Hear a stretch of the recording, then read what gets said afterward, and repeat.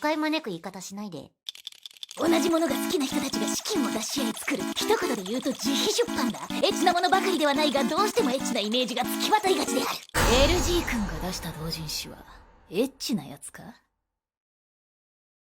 エッチなやつ確定だ! What's going on, guys? Call of the night. This was another episode. This is episode number 6 of season number 2. This was all focused around Midori. Now, let me talk about this.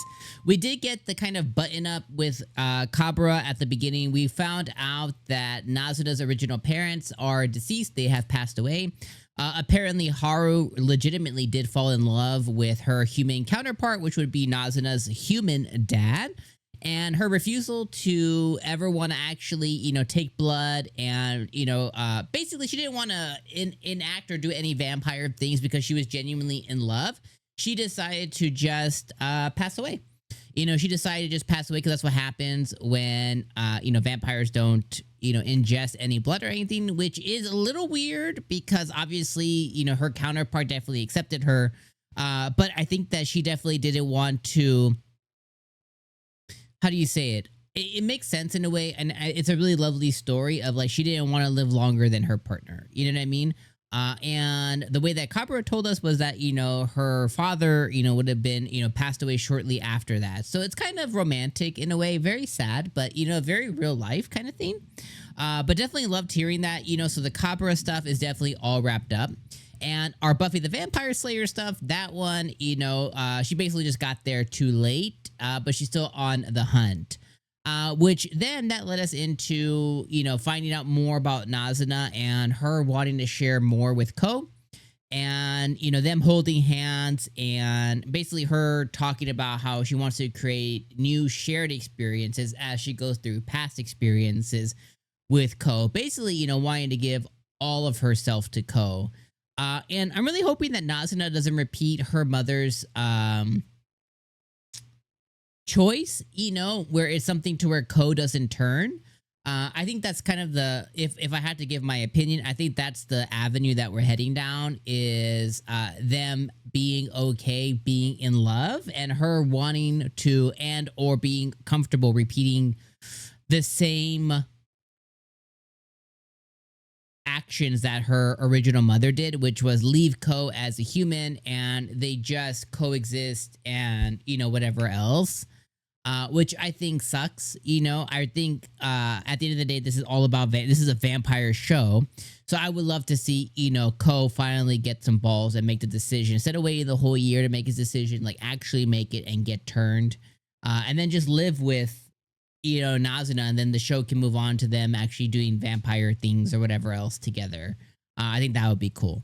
Then after that, the episode headed over to Midori, and here's what I'll say. Like, I think that finding out more about Midori and her being in love with this otaku guy and getting introduced to this otaku guy, and ultimately it ended with him burning a smutty fanfic story that he wrote about Midori, who knows, in the 20 years ago or whatever it was, as that's his possession. So that way he doesn't get, taken out by the vampire slayer either. I think that was cute. And overall, I would say the Midori storyline with her otaku and, seeing Nazuna in otaku glasses and stuff was adorable. I can really sum it up as this was an adorable, cute, charming storyline that we got to witness. A little boring, a little boring, but with a few funny moments. And I think those funny moments are what saved it for me.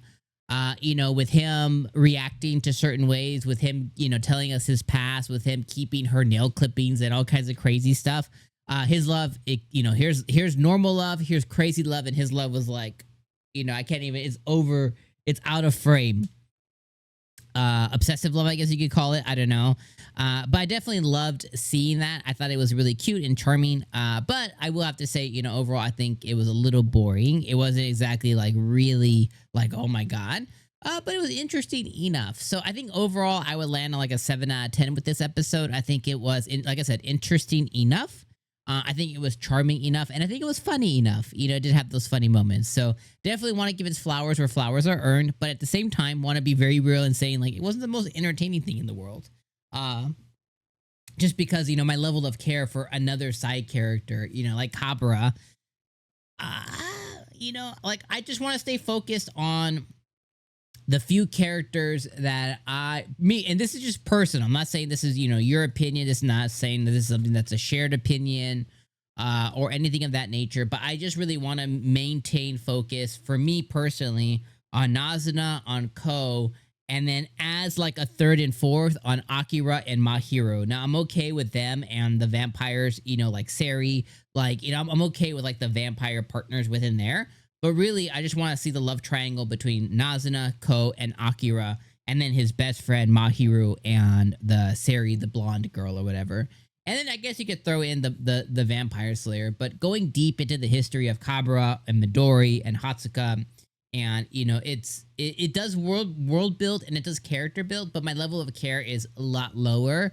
Because I feel like it gets us away from the core of the show. For me, again, personally. Overall, though, I think this was a 7 out of 10 episode, so not bad. Not bad, not the best thing to write home about, but again, it was a good episode of Call of the Night.